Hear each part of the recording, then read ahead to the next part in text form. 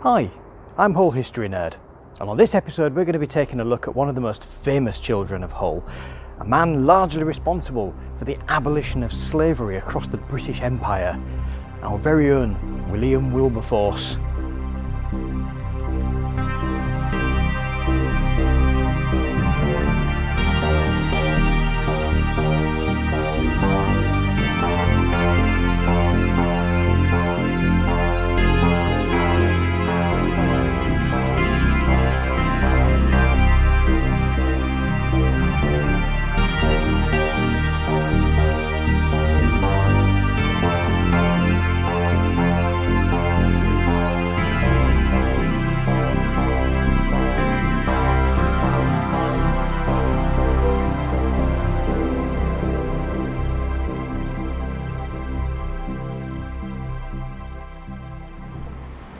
So when we're looking at history, there is a tendency to look at big historical events first and the characters that take part in them second. But I'm personally far more interested in what it is about the people involved in it that made them be the right person at the right time. Wilberforce, for example, doesn't seem to be a very likely hero for such a liberal movement as the abolition of slavery. The man was an evangelical Christian, and in common with many evangelical Christians of his day, viewed poverty through a very dim lens indeed, seeing it in fact as evidence of laziness and sloth and therefore sin. He was firmly opposed to the foundation of trade unions, for instance, in an age where places of employment for the very poorest in our society were actively lethal in many cases. He also voted in favour of the Corn Laws, which proved to be astonishingly unpopular because they punished the poor.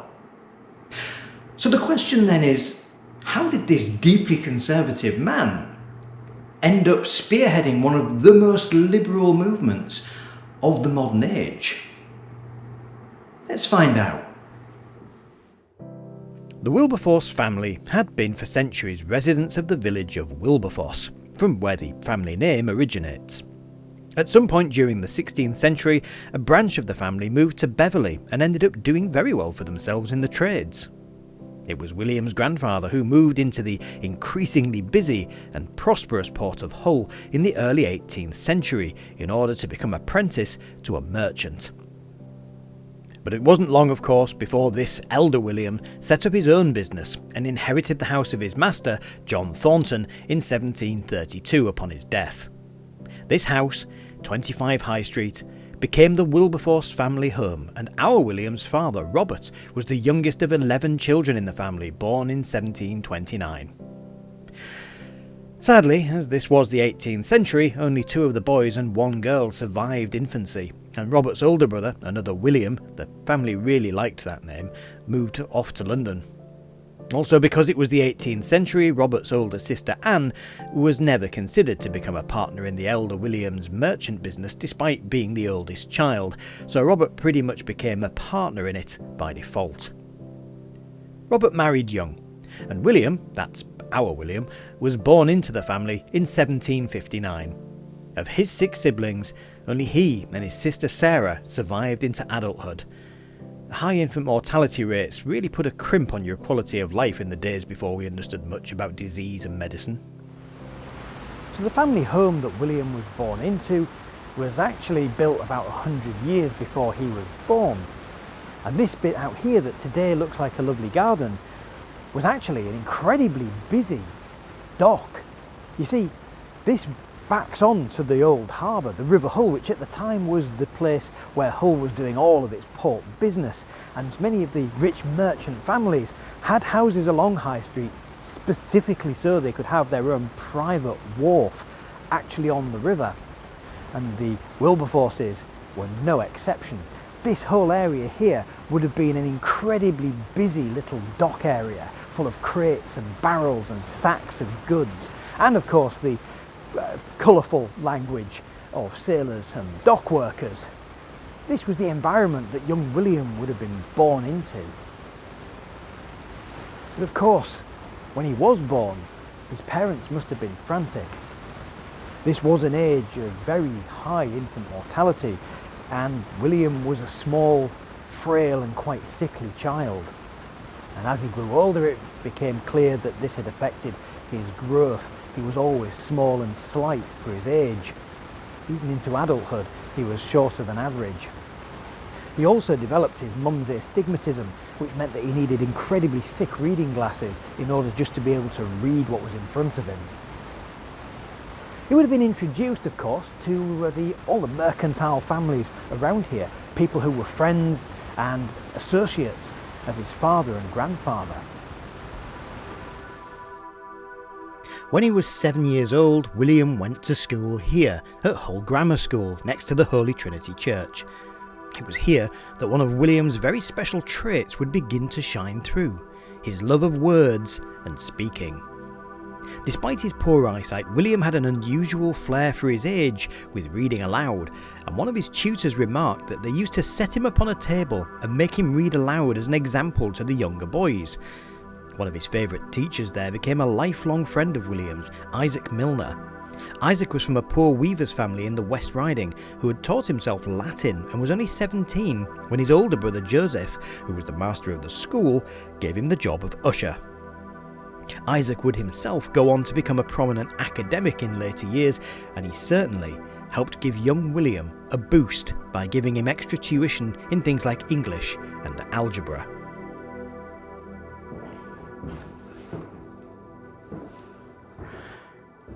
But tragedy was soon to befall William's family.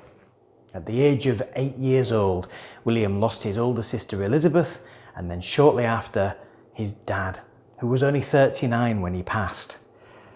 The business passed to one of the apprentices of the elder William, a man called Abel Smith II, who employed his son, Abel Smith III, to actually act as the overall supervisor of the business, now renamed to Wilberforce and Smith. And so it was that in 1769, this sad, frail little boy was shipped away to London to go and live with his aunt and uncle, leaving behind the busy port, which was the only life, up until that point, he'd ever known.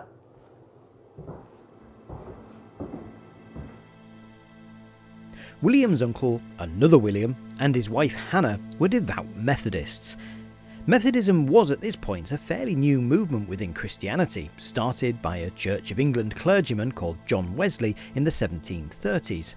By the standards of the day, Methodists could be seen as fairly radical, almost fundamentalist in nature, though perhaps less prickly than the Puritans. Their emphasis on living a moral and upright life affected young William deeply, and despite only staying with his aunt and uncle for around 2 years, it would stay with him for his entire life. William's grandfather, the elder William, and his mother, when they found out that the pair were basically converting young William into Methodism, fetched him back from London very quickly. Even by the 18th century, the British already had a fairly dim view of evangelical religion. Perhaps centuries of Protestants and Catholics repeatedly burning the country over, their faiths had stamped a weariness and cynicism on the souls of the common people of the country. Or perhaps it was just part of the slow secularisation of Britain. But they viewed with horror the thought that William would convert to what they saw as nonsense. His grandfather even said that he would write William out of his will if he converted, saying, "If Billy turns Methodist, he shall not have a sixpence of mine." This was traumatic for young William. He'd really bonded with his aunt and uncle, and they with him, and he was heartbroken to be torn away from their home. Worse, they wouldn't let him return to the grammar school because the master, Joseph, had himself been converted to religious enthusiasm while William had been away, and was now the target of general mockery and derision over it. William was, instead, sent to board at Pocklington Grammar School. His time here was peaceful, though he felt that the master was not really an educator, but more a man of the world and enjoyed a certain idleness. William would write secret letters to his aunt and uncle from here, and pass the time in leisure with the other boys and the master. In fact, he himself would later write that his friends and family tried harder to show him how to enjoy the world and its diversions than his aunt and uncle ever did to try and show him piety.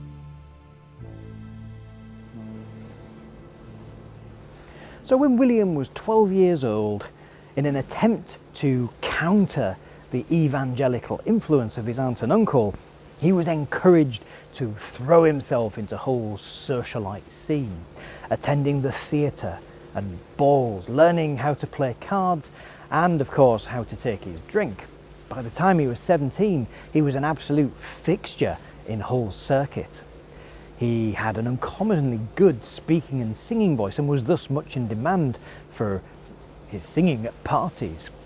When he went off to Cambridge University, he had already inherited a fortune after the death of his grandfather and the death of his uncle in London. When he left in 1779, he left basically without a qualification. He'd been carousing so much, his rooms were said to be filled with people drinking and dancing until the wee hours of the morning. He never pinned himself down to any kind of academic study and certainly didn't see a future for himself in academia. You'd be forgiven for thinking that this man who'd inherited all of this money, who was clearly on track to become quite a hedonist, you'd expect him to just become another one of the idle rich, getting drunk with the rich and famous. But William had other ideas. He had a plan. Whilst at Cambridge, William befriended yet another William, this time William Pitt, known in later years as Pitt the Younger. Not exactly imaginative, but this was the same period in history where the biggest and most advanced dock in the country was built in Hull and then named the Dock. Clever names weren't exactly the in thing in Georgian England. The two of them were very different characters. Wilberforce was a gregarious, warm and affable character, whilst Pitt was chilly, aloof.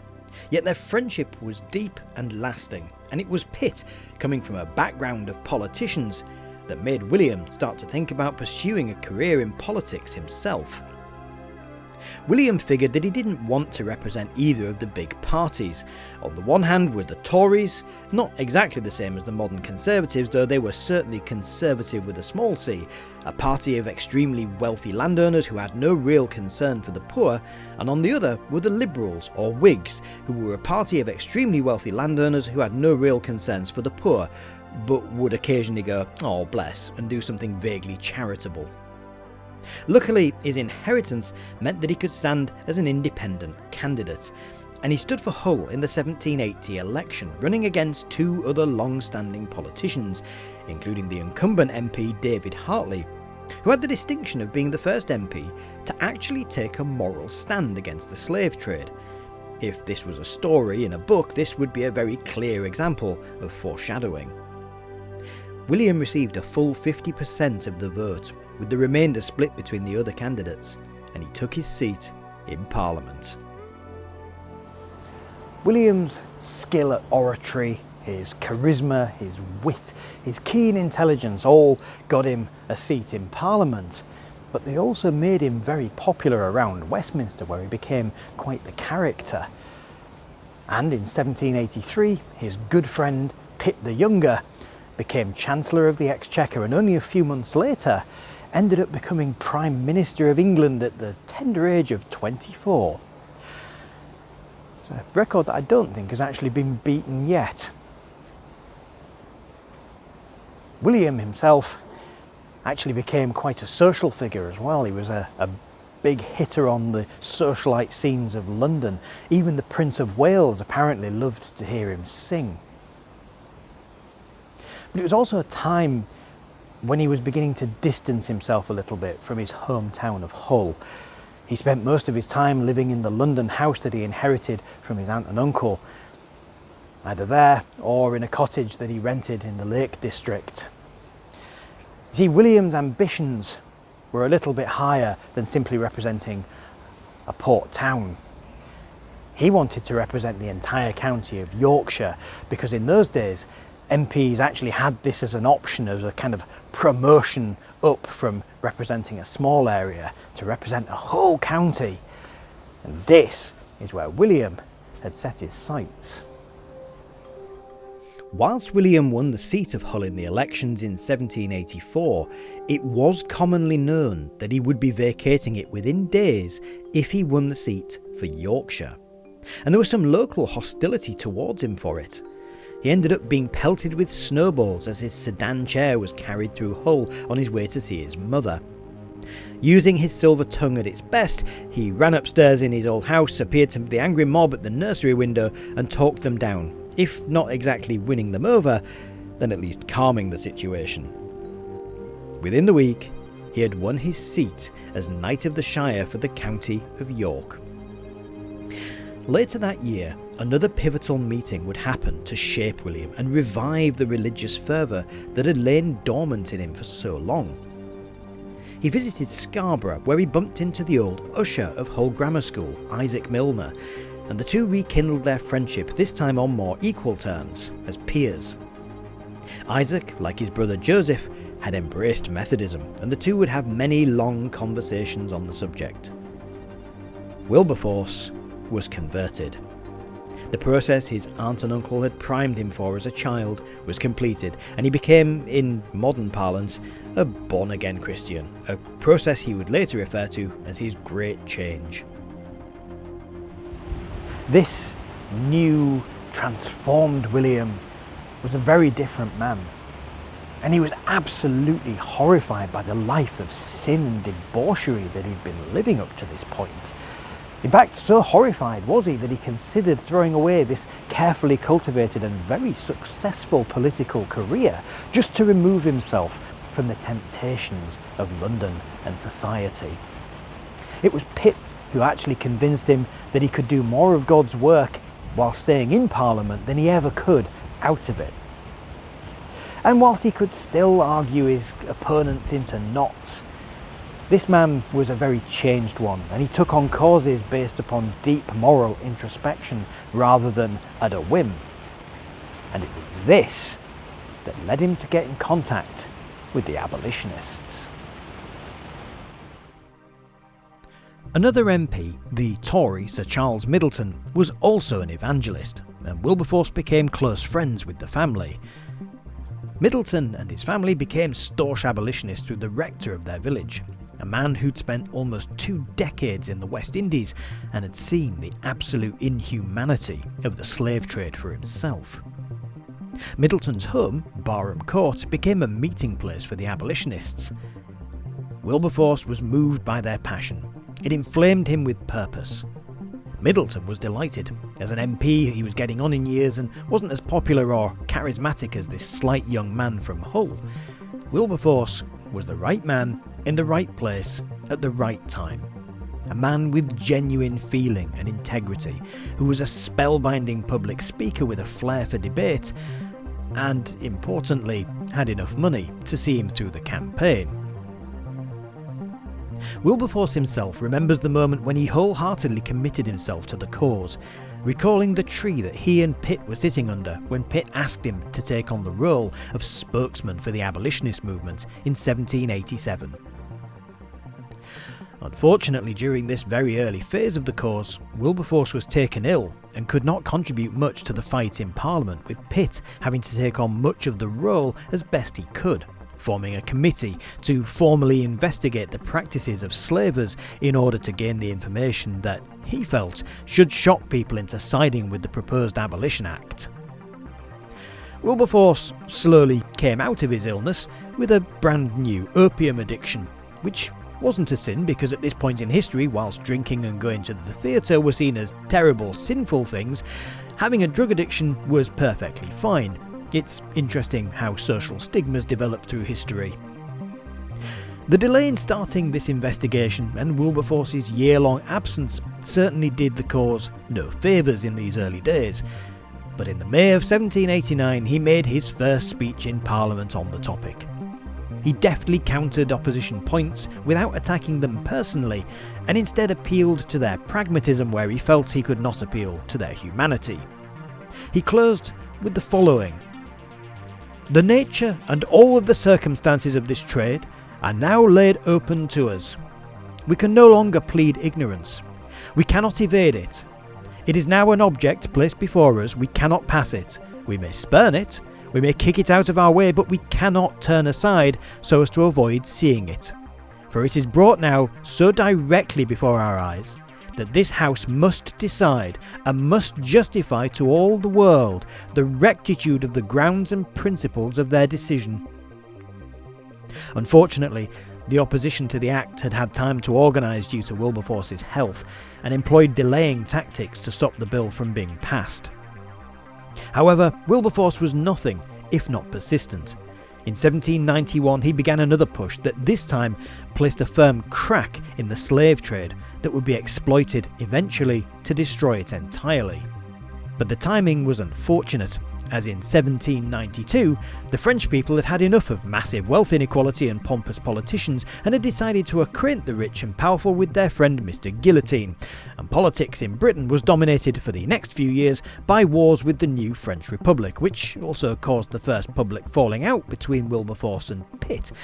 Pitt wanted peace and Wilberforce voted against him. After things calmed down with the French, there were several more attempts to pass an Abolition Act between 1796 and 1804, but all of them were either defeated or delayed. But just as it seemed that opinion in the House was starting to shift towards abolition, in 1806 a double tragedy struck the movement. Two of its most influential and powerful backers died. Pitt himself, Wilberforce's close friend, and Charles Fox. The responsibility, in terms of powerful and influential MPs, now rested on Wilberforce's shoulders.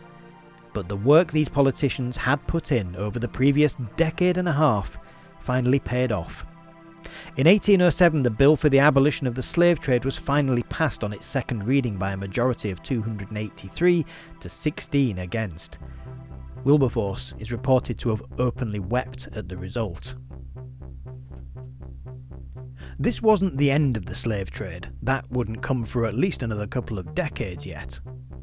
However, it was the biggest blow against it. It was the start of something massive. Now, interestingly, as I mentioned earlier, Wilberforce was a very conservative fellow, and whilst he supported abolition and charity for the poor, he also very much considered that the poor should stay in their lane and know their place. He supported the Corn Laws, for instance, which made life markedly worse for many of the poorest people in Britain during an extremely bad agricultural crisis. One critic, a radical called William Cobbett, wrote of Wilberforce, "Never have you done one single act in favour of the labourers of this country." Wilberforce supported the banning of groups of more than 50 people gathering to rouse the rabble in 1795, and was staunchly opposed to the idea of workers having the right to organise into unions in order to stand opposed to the increasingly rapacious and unscrupulous employers of the time. He even supported authoritarian measures to silence dissent against the government by further restricting public gatherings and charging people for possessing seditious writings. This all came hot on the heels of what became known as the Peterloo Massacre in Manchester, where several people were killed as armed guardsmen charged their horses into a crowd of protesters who were demanding political reform. Part of this can certainly be seen as a result of the French Revolution and a fear that a similar thing could happen here. Another of his opponents, William Hazlitt, condemned him for his hypocrisy in preaching Christian values regarding the treatment of slaves, whilst ignoring the growing oppression of the poor and disenfranchised at home. To make matters worse for Wilberforce's image in the modern eye, he was also very conservative in his views towards women, and tended then, as now, to be the case with those of an evangelical persuasion. He was offended deeply by women getting involved in the abolitionist movement, declaring such activities to be an offence against women's nature as laid out in Scripture. All in all, Wilberforce is a complicated figure. It's easy to see his success with the abolition movement and admire his talents, and when you start peeling back the layers, you find a man who also embodied the very worst of 18th and early 19th century politicians, a wealthy man who cared little for the poorest in society, especially those who were spending most of their waking lives working, yet still living in abject poverty, stacked into slums, crowded into court housing, and sharing a stinking latrine with dozens of other people. In terms of his personal life, William married 20-year-old Barbara Spooner in 1797, a woman who stayed out of his political affairs entirely and focused on looking after him and their home and, later, raising their children. Not entirely surprising given what we know of his attitudes regarding women. She would be nothing but a dutiful housewife. Their first son, yet another William, was born the next year and followed by 3 more boys and 2 girls over the next decade. Whatever we can speculate about his attitude towards women, we do know that Wilberforce was a doting father who chose to spend much of his free time with his children, taking them out on trips, reading to them and playing with them.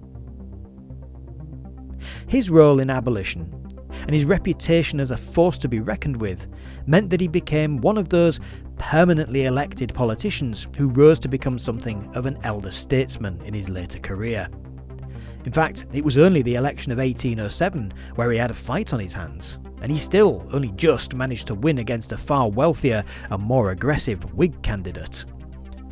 Even after finally leaving his more prominent role behind in 1812 when he resigned his Yorkshire seat due to increasing ill health, he still worked at and threw himself into various causes aimed at finally finishing off the slave trade for good. An interesting and lesser known fact about him is that in 1824 Wilberforce was one of the original founders for the Society of the Prevention of Cruelty to Animals, which later gained royal assent to become the RSPCA. He also campaigned against the institutionalised corruption of Parliament, where seats could quite literally be bought and rotten boroughs used to further political careers. For a wonderful explanation of just how bad things were, and for a hilarious take on Pitt the Younger, I would highly advise watching the episode of Blackadder III called Dish and Dishonesty. It's genuinely wonderful. Finally, in 1825, he retired completely, after nearly spending half a century in Parliament at the grand old age of 65. But unfortunately for him, financial ruin dogged him at the end thanks to his oldest son William, who was kind of like a slightly poor version of his father. He caroused and drank his way through university, left under a cloud of ignominy, and tried to start a life as a dairy farmer, a venture that completely failed and took much of his father's remaining wealth with it, to the point that Wilberforce had to sell a good amount of his property, including the old family home in High Street on Hull, and his own family home at Highwood. The couple spent their twilight years living with one or other of their sons, Samuel and Robert Isaac, who both became clergymen. In 1833, his health declined sharply, but he managed to hang on just long enough to see the final bill that was needed to pass through Parliament in order to finish off the slave trade once and for all. And it succeeded on Friday the 26th of July. 3 days later, Wilberforce passed away. William Wilberforce is a complicated figure. A great statesman and arguably a champion of one of the most important causes of his time, yet a man ignorant of one of the other great causes of his time, the support and empowering of working class people and their right to decent living and working conditions, an issue that would continue to rise in importance throughout the 19th and early 20th centuries as the labour movement. It's fascinating to see a man with one foot firmly on the right side of history and the other firmly on the wrong side. Wilberforce stands as one of the grandest and most important figures to rise from our little port town, and controversial though he may be, especially for a town that was mired with poverty among workers, his achievement with abolition marks him a place not just in local history, not just in national importance, but in global importance. This small, sickly, bespectacled man was one of the key players in ending the terrible international trade in African slaves. It was a cause that consumed much of his adult life. It's certainly something we can be proud of as a city.